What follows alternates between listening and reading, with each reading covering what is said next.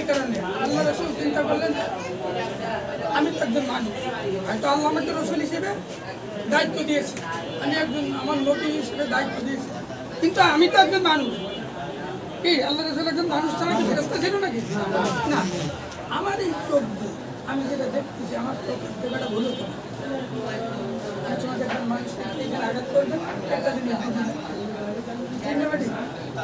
তারা দেখে না, আল্লাহ রাসূল চিন্তা করলেন আমার চোখের দেখা ভুল হতে পারে, কিন্তু আল্লাহ যেটা বলতেছে মানে এর মধ্যে কোন রকম শব্দ ভুল কিচ্ছু নেই।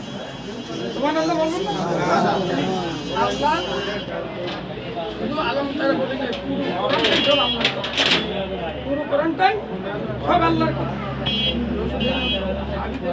ওইভাবে আমরা কোরআনকে ধারণ করতে পারতাম, বিশ্বাস করতে পারতাম, যা বলেছে আল্লাহ বলেছে, যা বলেছে সবই সত্যি, যা বলেছে আমাদের এই দুনিয়া পরিচালনা বা দুনিয়ার জীবন জিন্দেগি পরিচালিত হওয়ার জন্য যা করা দরকার সব কোরআনে বলে দিয়েছে।